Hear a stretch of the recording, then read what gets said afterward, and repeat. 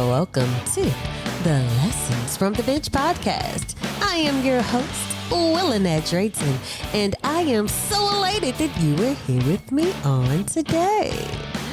Let's get into the episode, shall we?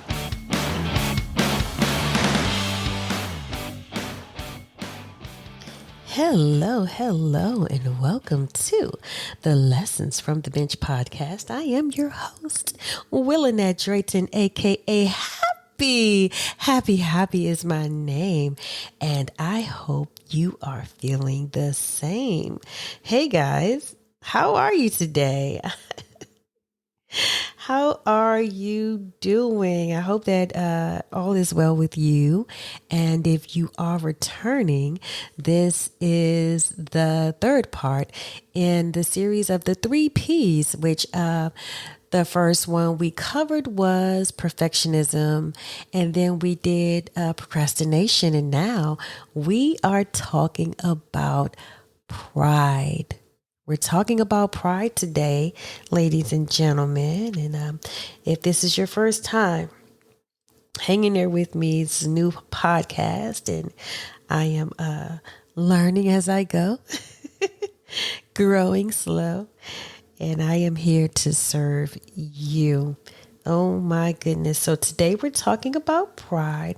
So I'm going to just jumping right in with this.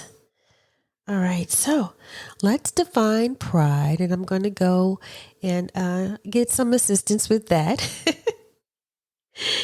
Yes, I'm going to get some assistance with that. Can I get the definition of pride?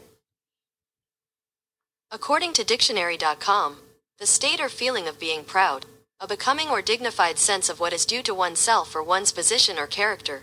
Self-respect, self-esteem. All right. Define pride. Here's the definition of pride. A feeling of deep pleasure or satisfaction derived from one's own achievements, the achievements of those with whom one is closely associated, or from qualities or possessions that are widely admired. Okay. So, you have the definition of pride. We've defined pride. Oh my goodness. First, I want to say that pride is a very sneaky thing. Pride is very sneaky. Pride can be in your life and you not be aware of it, just as, being a perfectionist and being a heavy procrastinator, it all ties together. But pride is, I want to say more deadly.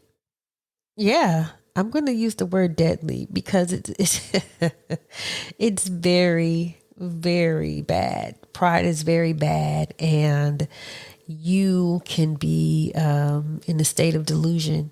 Like myself, I did not recognize pride until I had a fall.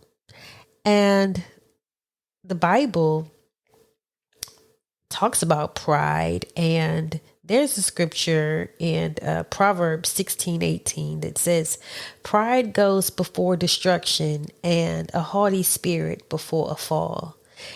I remember one day my mom and we were in this argument, and she told me, she says, oh, you have a haughty spirit. And I didn't know what the word haughty meant.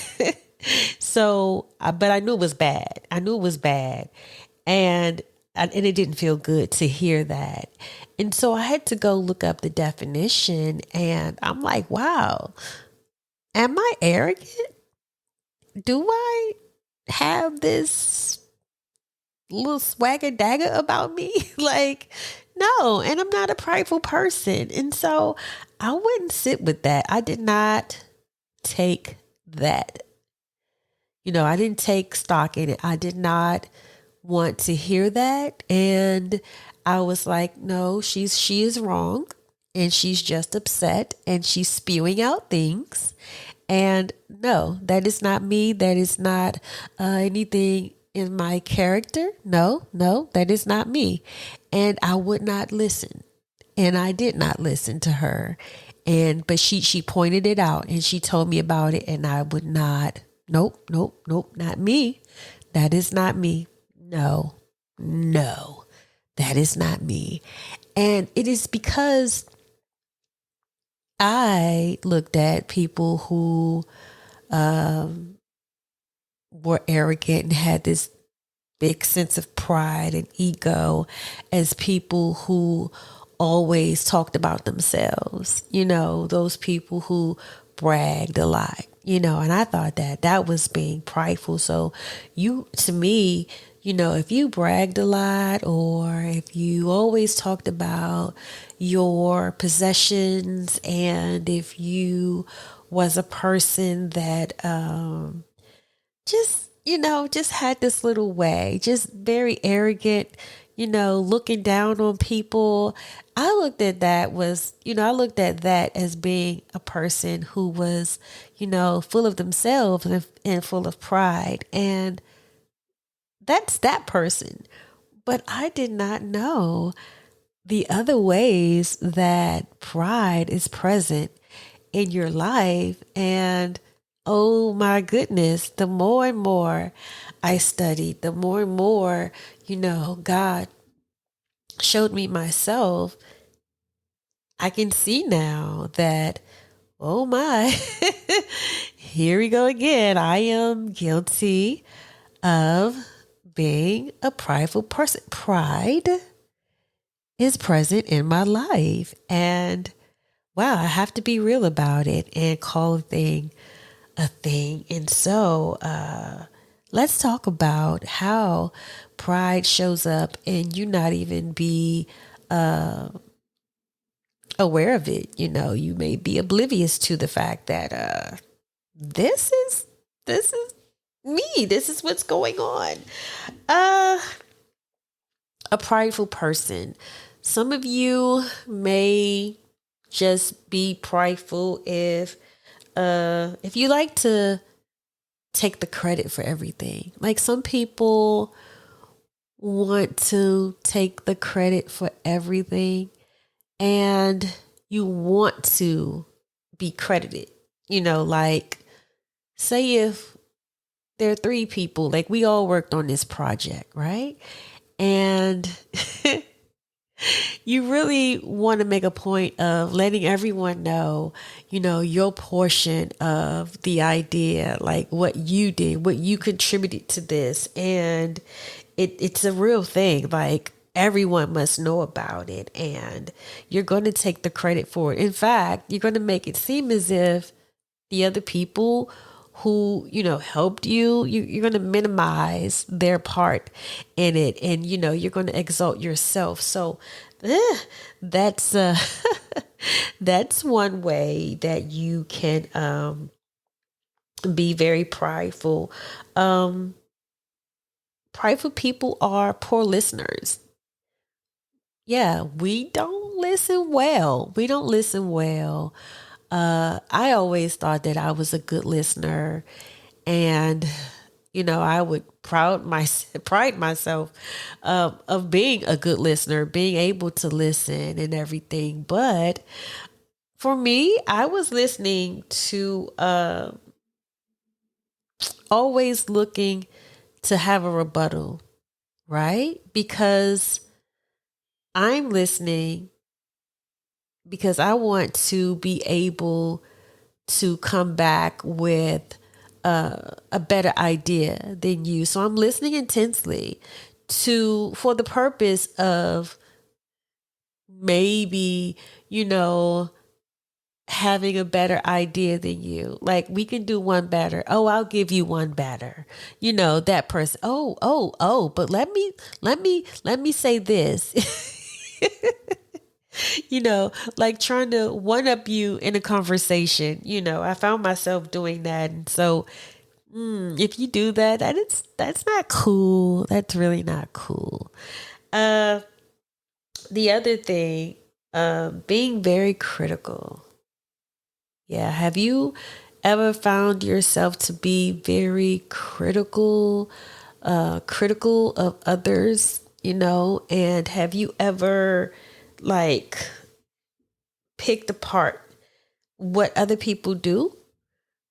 Like just being very, very critical of everything. Like nothing anyone does is good and it's not good enough. You're critical of yourself. You're critical of yourself. You're critical of others and you point out others' flaws. Like you don't accept accountability, but you're so quick to be critical and judgmental of other people. And all of that is rooted. It is rooted and it is a sign of pride being present in your life. And how about this? Maybe you have a need for control and power.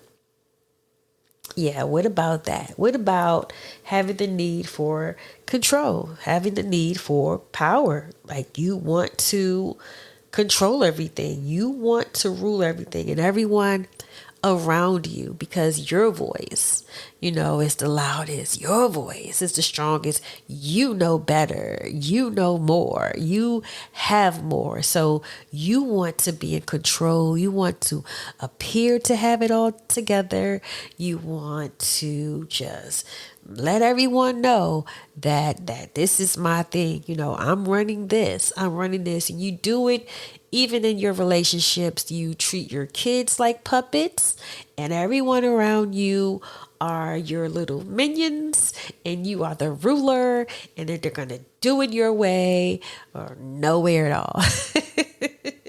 The control freak, it has to be your way, your way, your way, your way.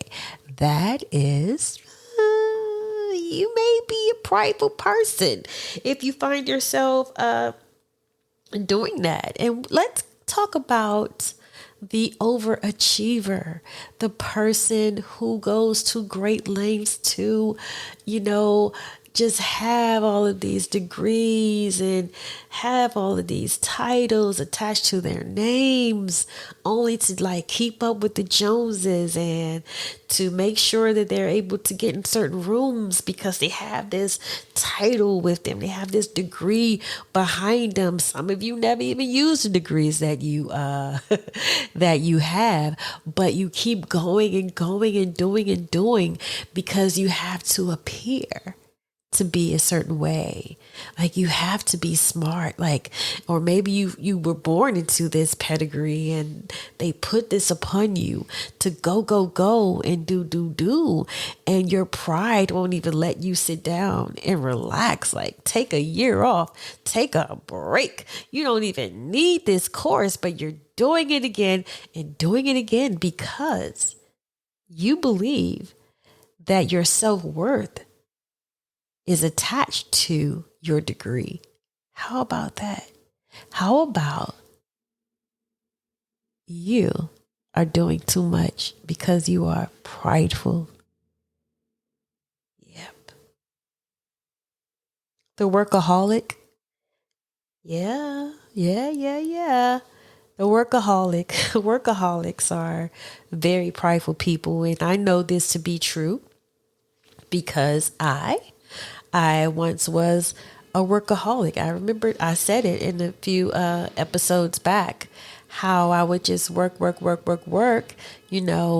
appear to be that perfect employee because I wanted to save the day, and how about that was me, operating in perfectionism, which leads to being very prideful, very prideful. I didn't know that I was sitting in pride when I was doing that, So it's all sneaky and it's all attached to one another. Perfectionism and pride and procrastination. It's all this big web of entanglement, and it's not good. They're all character flaws that work against us and not work for us. And so, people pleasing is another one. You don't know how to do things in a certain way where you have to get help. You know, you don't want to delegate. How about that? You don't want to delegate. You want to be a person that pleases everyone. And so maybe I shouldn't have attached that one to that, because that's two different things. People pleasing and not being able to delegate. That's two different things. But when it comes to people pleasing, you have a tendency to not be able to say no. You do the most because you want to appear to be a certain way. How about that? And then there is the thing when you don't delegate. You don't delegate. You don't give out tasks because you want to be the person seen as the one who did it. I did that. So, and I fixed it. I done it. I did it. It's my idea. So you don't want to delegate and give out tasks to anyone because you don't want anyone else to get credit for anything. So yeah. So that workaholic thing, you have to be very careful about that. I'm talking about pride today. I am talking about pride. Prideful people are very argumentative. Yes, prideful people are very argumentative. You can't tell them anything.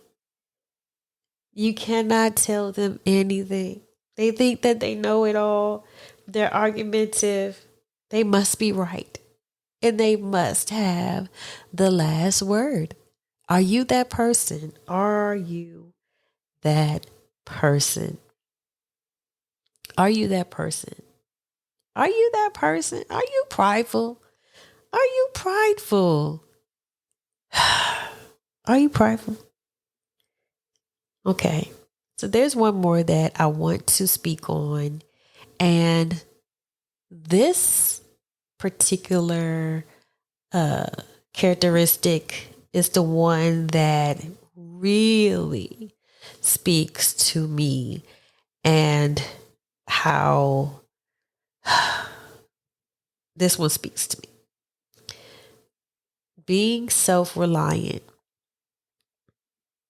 That one really got me because I have always been a very independent person, and I had trouble asking for help. Like, I never want to feel like I need anyone to do anything for me, because for me, asking for help it feels like I am weak. I am weak. It feels weak to me. And I feel like, no, I have to be strong. I have to be strong. I can't show weakness. And for me to have to ask, it really bothers me. And I never wanted to have to be a person to ask for help. Like, simple, simple things, simple little tasks, because maybe there have been a time when I did ask for help and I was turned away, so it's best to just do it myself. Or maybe the time when I did ask for help, the help came and it didn't look the way I wanted it to look. So I decided just to do it myself. And that is very prideful. And again, it's attached to being a perfectionist. When I did delegate, when I did delegate a task and it was done, but it wasn't done to my expectation, it wasn't done to my liking, and so, which makes me not even ask anymore. So now I have this attitude of, it's all on me. I have to do it myself. I'm going to do it myself. I'll find a way. Nope, nope, I got it. Until I didn't have it. Until I did not have it. So being self-reliant is, it's rooted in fear. Being self-reliant is rooted in fear because, you're just really going to rely on yourself and you won't let other people help you. Self-reliant people, we have a tendency to only want what we want. You only want what you want. You're self-reliant. Like nothing that someone else proposes is good. Even if it's a good idea. Even if it sounds like a good idea, we just won't. No. We're just going to say no to it because we didn't come up with it. And what we know is best. It's just best. Our way is the best way. Everything that we do is the best way. Everything. And that is so miserable. It is so miserable to live that way. And having a haughty spirit and thinking more of yourself than you are, it puts you in a bad position. It puts you in a bad position because there is not a humble bone in your body. And let me tell you something, life will humble you. There will come a time in your life when God will bring you to a place of humility.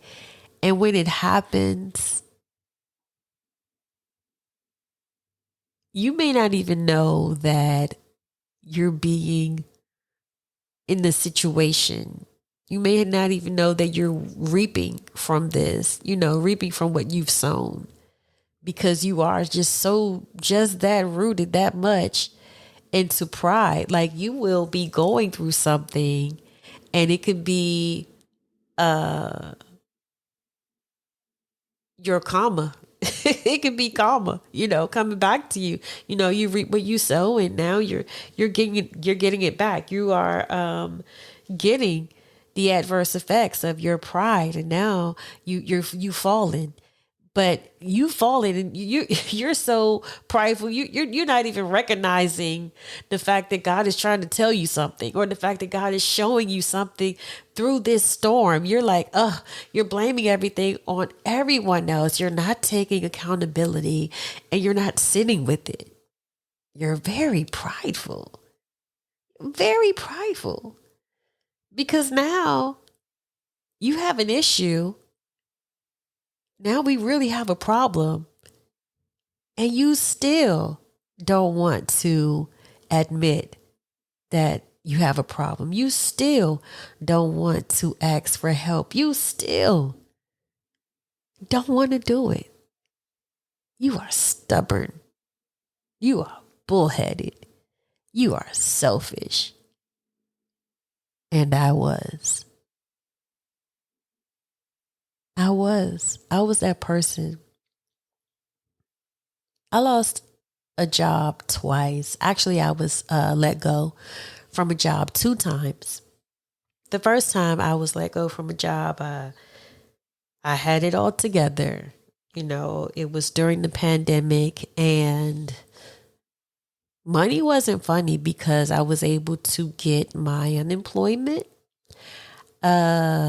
And we also got that bump in your unemployment because of COVID. So that was a plus. I was able to get food stamps, get some public assistance in that way, getting the food stamps, and all was well. I did all the things that I knew to do. I stayed afloat until I found another job and God blessed me with another job and all was well. Right? And so I felt like I was in control a little bit because I was able to go and get these things done. And like I got it done. I looked for a job. I did all the things that I knew to do and I got a job. I thank God for allowing me to get the job when I did. But I still felt like it was me doing all the things. And that was the reason why I was able to get it done because I was doing the work. And don't get me wrong, we have to do the footwork, because faith without works is dead. We have to do the footwork, but I put a lot of stock in my own self. I put a lot of stock in my own self. I put a lot of weight on myself when I was going through this. Like, I have to do this. I have to do that. I have to do this. I have to do that. And I was spinning out of control, just trying to stay afloat. I remember praying, but I didn't trust God. I didn't trust God in all of those situations. I did not trust God fully to do the things that he did. I did not trust God to do it. And so it took a while. God, he blessed me. He took me out of that. He showed me a lot of things, but I didn't see everything that I was supposed to see, and I didn't get the lessons. I did not get all of the lessons. And so I had to repeat that process. And it happened again. I was let go from a job. Again, it happened again. It happened again. I was let go. And this time, when it happened, I'm scrambling. And I need help. So I'm doing the things that I know to do, right? So I went to apply for the food stamps again. Did it once, it didn't go through. I did it twice, and it did not go through. No food stamps. That door was closed. The door was closed. I went to apply for unemployment. That was something else that I knew to do. I went to apply. Unbeknownst to me, the company that I was working for, they did not report my wages. So now I don't have unemployment. Now I have to fight to get this unemployment money. I was already depleted. I was already at the end of my wits. I was at the end. I am like, I do not know how this is gonna work. I don't know how. I have no resources. I have nothing right now. I don't know how I'm gonna make it. I just don't know how. And then I am looking for jobs.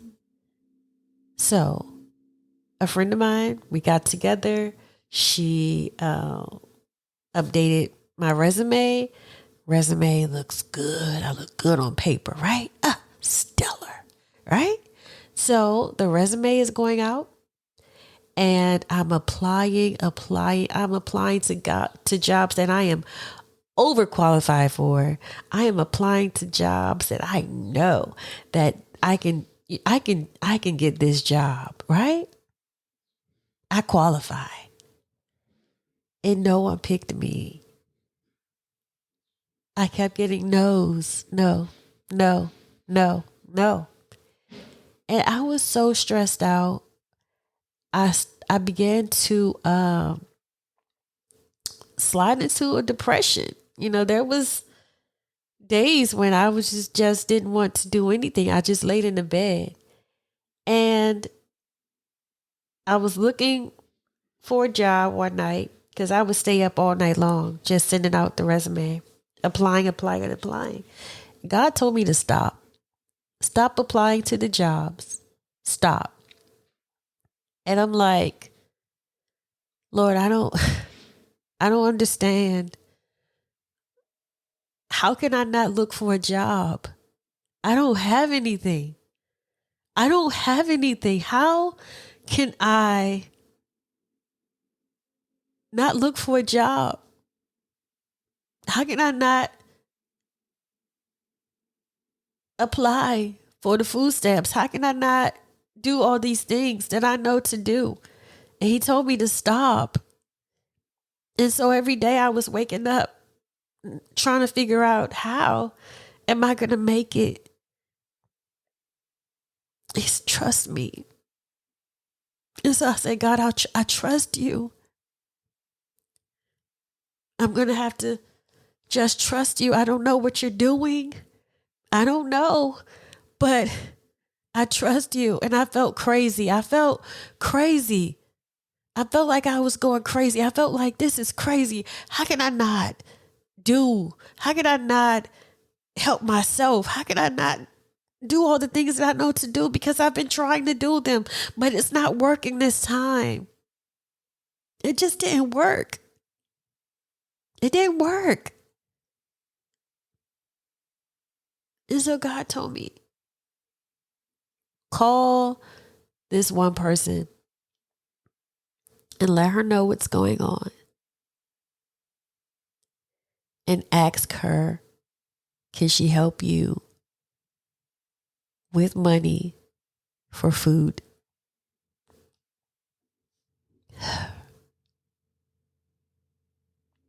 I did not want to do that because I was ashamed. I didn't want anybody to know what I was going through. I wanted to do things the way I've been doing it, finding other ways to get by, not letting people close to me, not letting anyone in to know what I was dealing with, what was going on in my personal life, because I have to keep up appearances.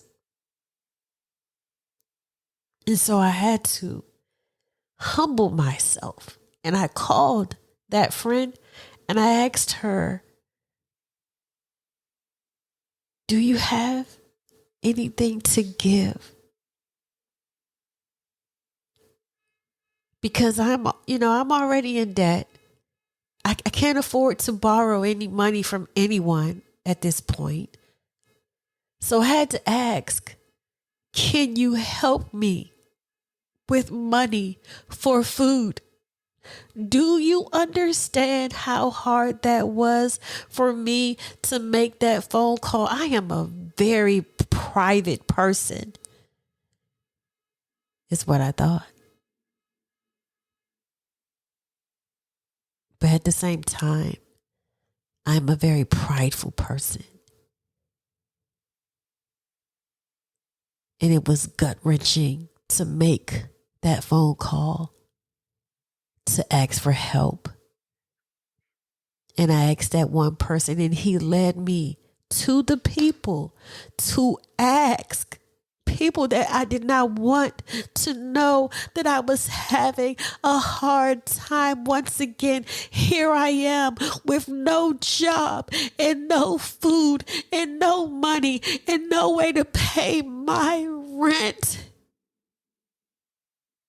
And I was going to suffer in silence because I could not bring myself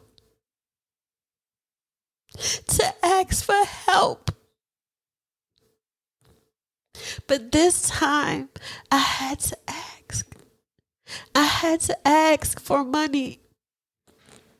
And then God, with his amazing self, he sent people to give that I did not even ask.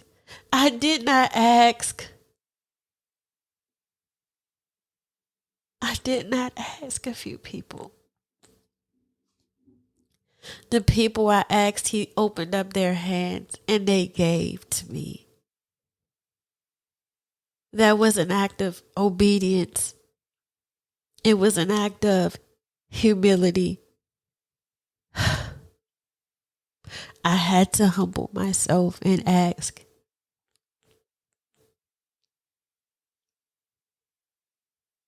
Every time when my food got low, I was off for 4 months. Every time that my refrigerator became low, here comes God again with some more food. I had to go to a church one day to get food, and I did that. That was very humbling. I stood in that line. I had my grocery cart, and I was out there with everyone else getting my food. Because, I want to be the person that gives. I had a really bad relationship with receiving. I am not the person that receives. I give. I had a bad, really bad, tough time with receiving. It was hard for me. But I was in that line and they gave me one bag of food and I'm like, oh my gosh, this is all that they're giving people. So I stood there. I waited for everyone else to leave the line because I knew that that one bag of food was not going to be enough for me and my baby. And so I asked the gentleman, I said, sir, is there a way that I can get another bag? And he said, no, it's only one bag per household. I was like, okay. And so I was just standing there, still standing there. I was waiting for transportation to get home. And the gentleman, he came back. He opened the door and he said, here. And he gave me another bag. That was just a kiss. Thank you, God, for that extra bag of food. There was a time when I only had veggies in my freezer and I had some canned goods. And I was like, Lord, I have just sides. I only have sides and we don't have any meats. And so I wish I had some meats. And I just have sides. And I remember going to check the mailbox. I was on my way down to the mail room. I was coming back and I saw one of my neighbors and she said, hey girl, how you doing? And we get on the elevator together. And so we're getting off the elevator and she says, how you doing down there? And of course, I was not going to tell this woman how I was doing because, me, I'm just keeping up appearances. Oh, I'm fine. And she says, you need some meats. She looked at me. She says, come on in my apartment. I'm going to give you some meats. Now, I just told you, are you listening to me? I just told you that I said to God, Lord, all I have is the sides. I have vegetables. I have my sides. All I had was sides. And I said, all I need is some meats. She said, do you need some meats? I went into her apartment. She opened up her freezer to me, y'all. She opened her freezer to me. She gave me packs of chicken. She gave me packs of fish. She gave me the batter to fry the fish. She gave me barbecue sauce. She gave me a mixture to make biscuits. And she said to me, I went to Costco and I bought these things. And she said, I don't even cook this much. And she said, I didn't know why I was loading up my freezer like this. She said, I don't even have need for this food.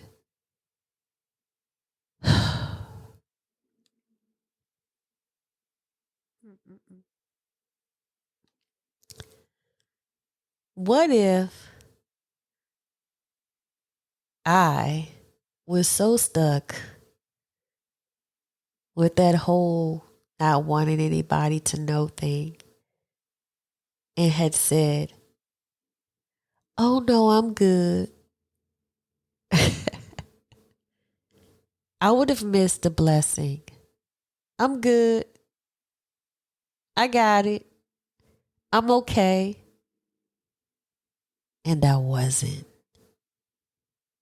I wasn't. I got food from the food bank at my apartment building. I got food from an anonymous neighbor who dropped off something. She didn't want me to know who she was. I found out who she was at one, later, but she dropped food at my door. God kept me. He kept me. He kept me. He kept me. I am humbled. I will never turn my nose up at anybody who is on public assistance. I'm not going to call you lazy because I wasn't a lazy person. I wasn't lazy. I worked all my life and I fell on a hard time, and that's how I got there. So I'm not going to look down on anyone because now I'm not the greedy. I am literally the needy, and I didn't have food. Right? And so I stopped looking for the job. Remember, I told you that I stopped looking for the job. God is working. God is moving. He's blessing. He's feeding us. I mean, every time a refrigerator gets low, there's food again. God is moving. Like, oh my goodness, my sister even bought me groceries and filled up my refrigerator, and she tight.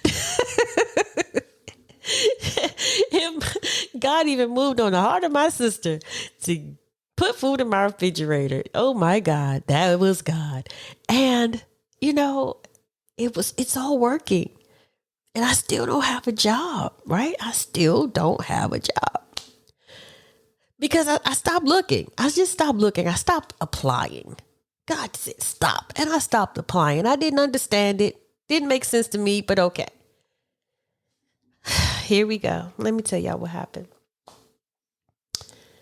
I received a phone call from an old coworker. She called. She's like, Willie, are you still looking for a job? And I'm like, yeah. Yes. I am. I am still looking for a job. She says, well, you haven't had a job all that time. I was like, no, I'm still looking. Child. Let me tell you guys something. She said, my boss came to my desk and asked me, did I know anyone who would be a good fit? And she said, I thought of you. And I'm like, okay, wait a minute. It gets better. Y'all. It gets better. So this was on a Thursday. And Monday, I went for the interview. Got the job. And it was amazing. It's amazing because this particular job is only 8 minutes away from my house. Yeah. There's not a lot of travel time. 8 minutes away from my house. I'm saving money and time. Getting back and forth to work. And guess what? Where I work, there is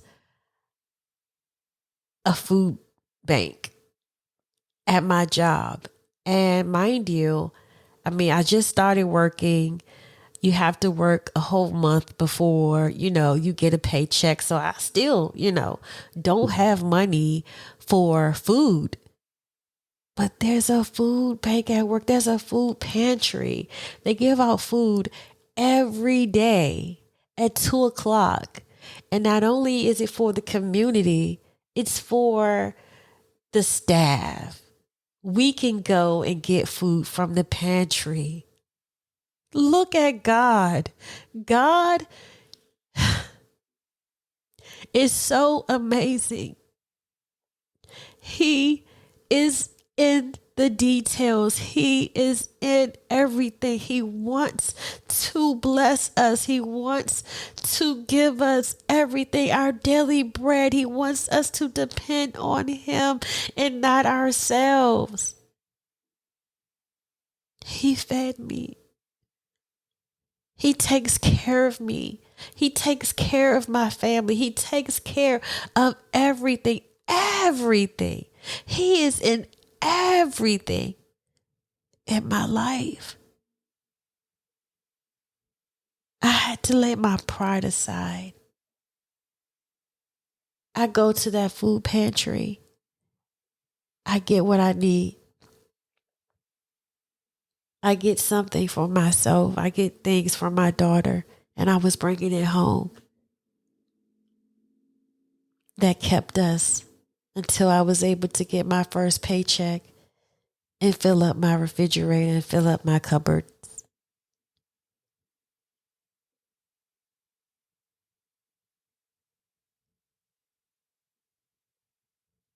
Yeah. I thank God. So today I am sitting. I am standing. I am standing. Not in my own strength. I am resting in God. God doesn't like a prideful look. He doesn't like that. And if you're full of pride, you're going to hit rock bottom. There is going to be a time when you bottom out. When you crash and burn. I had to take that lesson over and over and over again until I learned it. That I'm not in control of my life. I can't add one hair. I shouldn't be as concerned about what people think about me. I should, pay attention more to what God says about me, who I am, not you.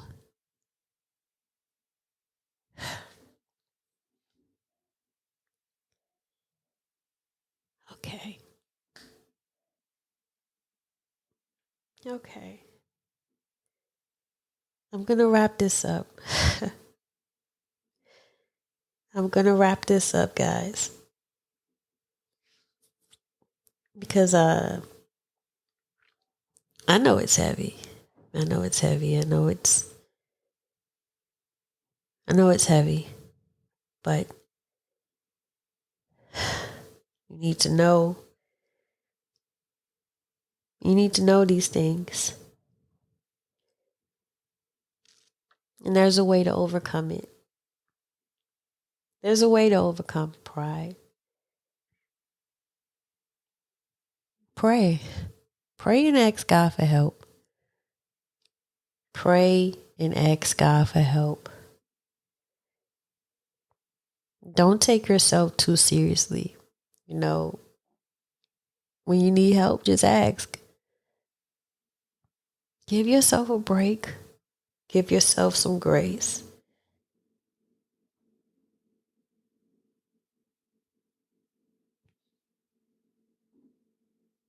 And be modest. Be more modest, just tone it down a bit. Tone it down a bit. Yeah.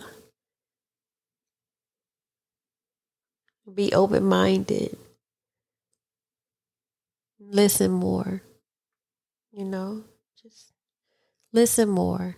Other people have great things to say. Other people have great ideas. Open yourself up to some new stuff. You don't know it all. You don't have all the answers. Just open yourself up to that. Give to others and give generously. Do something for someone else. Make someone else's day. And apologize. Apologize when you are wrong.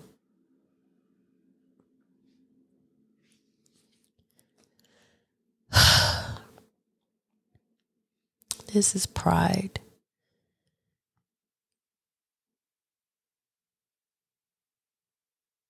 This is pride. I encourage you today to seek the Lord.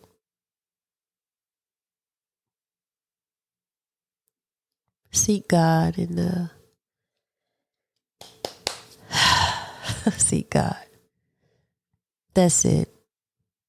And that's all.